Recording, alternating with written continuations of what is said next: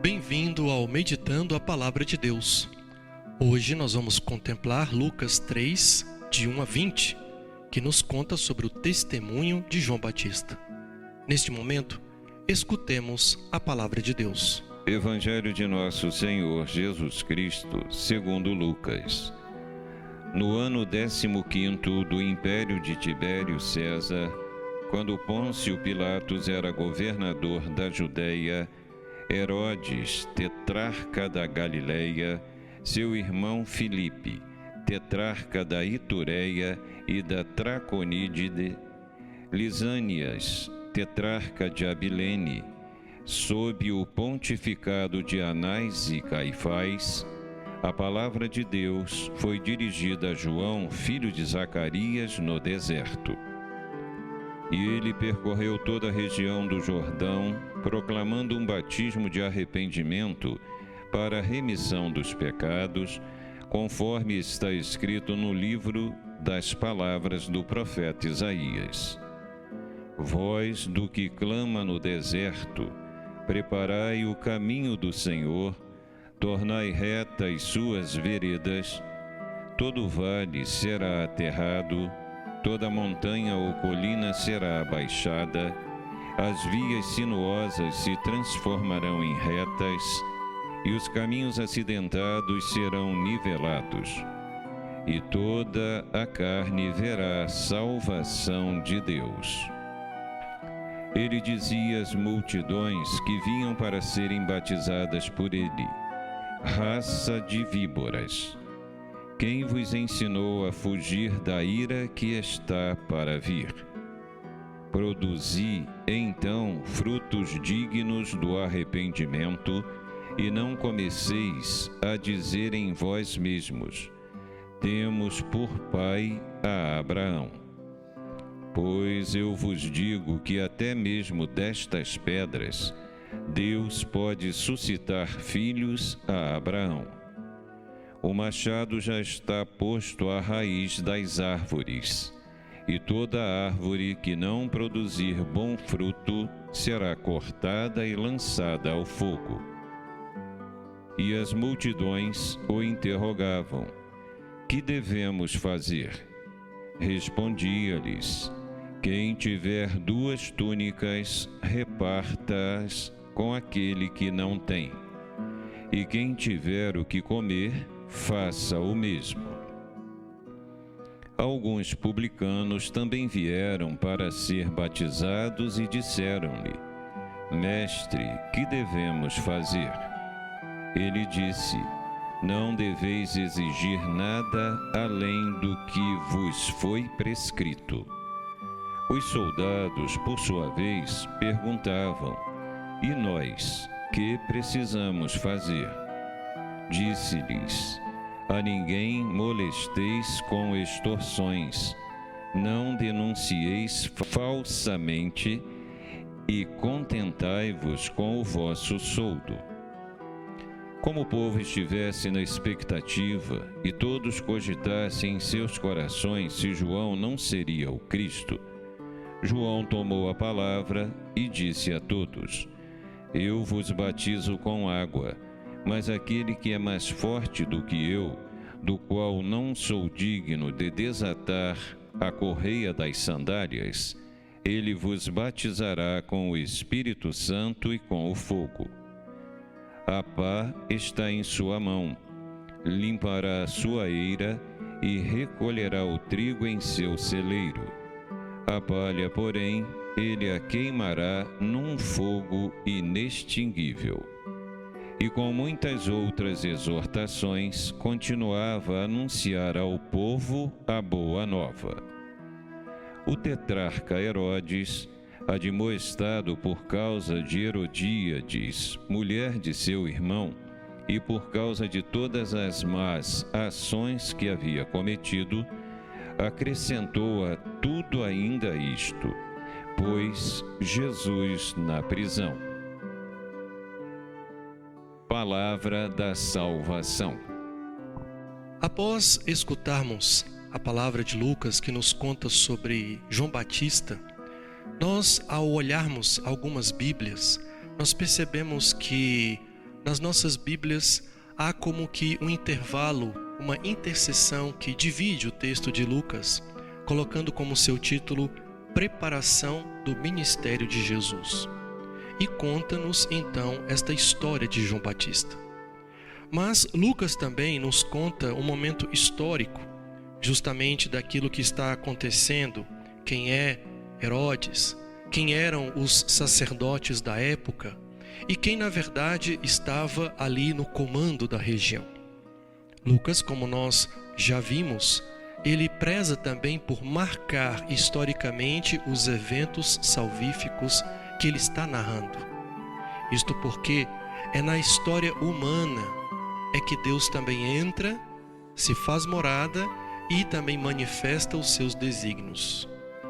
Mas João Batista, ele surge entre o deserto e a cidade. Chama atenção pela sua pregação forte, por interpelar as autoridades, por mostrar os seus erros e desvios e chamar a conversão. Por isso, João proclama um batismo de arrependimento. A palavra arrependimento está escrito no texto original grego chamado metanoia. O que significa uma metanoia? Significa uma mudança total da pessoa, uma mudança da mentalidade, onde envolve ao mesmo tempo a mentalidade da pessoa, a sua forma de pensar e as suas atitudes, ou seja, uma mudança radical e total na vida da pessoa. É este arrependimento que o batismo de João quer provocar. E por quê? Porque ele diz que está preparando os caminhos daquele que vem. E aquele que vem é o Messias. João Batista tem claramente na sua consciência o seu papel. O seu papel é de preparar, é de chamar, é de buscar que as pessoas acordem de seus pecados e de seus males e se arrependam e que busquem, nesta preparação, encontrar-se futuramente com aquele que vem. O próprio batismo que João Batista prega não gera a remissão dos pecados, como nós temos no batismo nosso instituído por Jesus Cristo, que a igreja administra. Pois João Batista tem esse caráter de ser aquele que prepara. É o profeta que prepara aquele que vem. É o profeta que tem a graça de anunciar e de ver aquilo que anuncia. Por isso, neste movimento que João Batista faz naquela época, ele vai sendo questionado pelas pessoas, pelas autoridades, ao ponto de ser preso. É preso por contar a verdade. E esse contar a verdade tem um peso. O peso de que, quando dizemos a verdade, incomodamos.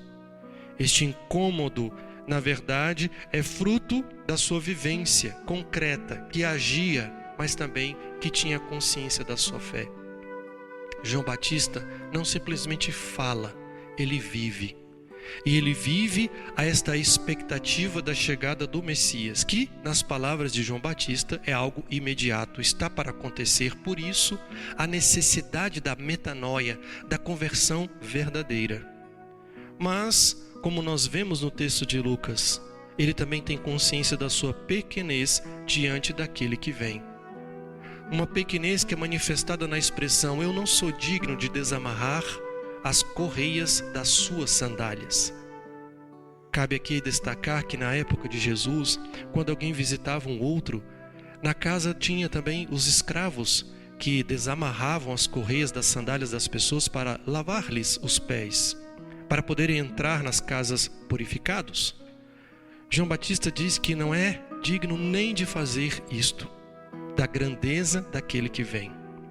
E por isso, na prisão, também incomoda. A sua presença incomoda, ao ponto de, num determinado momento, ser degolado.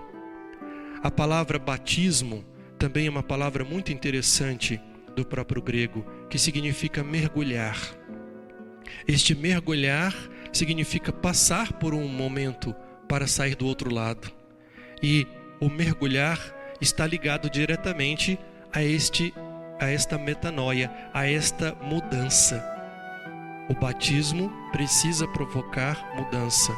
Viver o batismo, atualizar o nosso batismo, renovar o nosso batismo, significa uma provocação direta da forma como vivemos. A partir disto, podemos ir para as perguntas que nos são propostas. A primeira nos diz: o que significa para você que João Batista tenha sido escolhido para preparar o caminho do Senhor? Como você vê o papel dos precursores em sua vida cristã, pessoa que o tenham conduzido ao Cristo? Quantos de nós passamos pela catequese?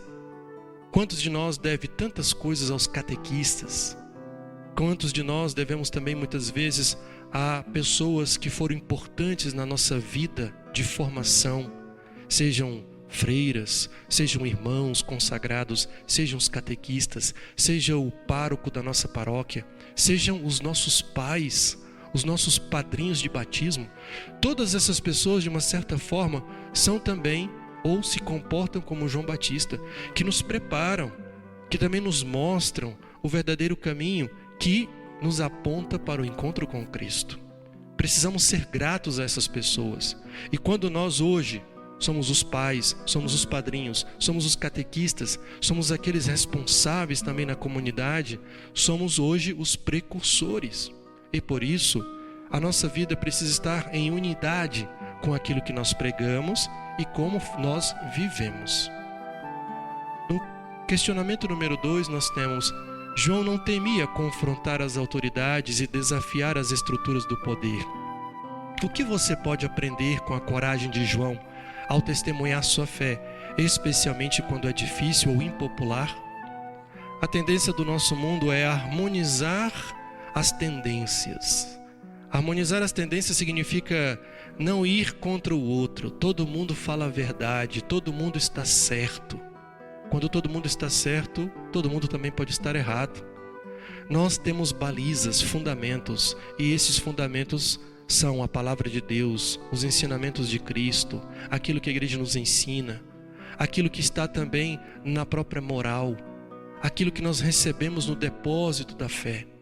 Nem sempre temos que dizer sim aos erros dos outros, mas temos que ter caridade para conduzir estas pessoas à verdade da fé, como João Batista fez. Quantas vezes, quando nós somos pessoas de fé no nosso trabalho, quando nós somos pessoas balizadas na verdade, quando nós somos pessoas que buscam realmente viver de forma concreta, nós também incomodamos.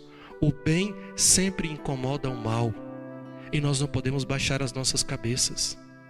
Precisamos confiar em Deus, porque muitas vezes nós somos ali a sua palavra, a sua presença, somos ali seus embaixadores, somos ali seus precursores. Para encerrar, cito aqui um padre da igreja chamado Orígenes, que comenta também este texto que nós hoje estamos contemplando. Ele dizia: ou um caminho deve ser preparado nos nossos corações para o Senhor. Com efeito, desde que seja puro, o coração do homem é grande e espaçoso. Não busque a sua grandeza no tamanho do corpo, mas no poder do intelecto, que recebe a ciência da verdade. Prepara, portanto, em teu coração o caminho do Senhor, por uma vida boa e por obras nobres e perfeitas. Endireita a vereda da vida, para que a palavra de Deus caminhe em ti sem impedimentos. Que Orígenes, que nos escreve isto, possa também ecoar este comentário nos nossos corações. A busca da verdade, a busca deste conhecimento, a busca do viver o caminho do Senhor, mas acima de tudo, dilatando o nosso coração para esta verdade que nos transforma verdadeiramente a partir do nosso interior. Louvado seja nosso Senhor Jesus Cristo.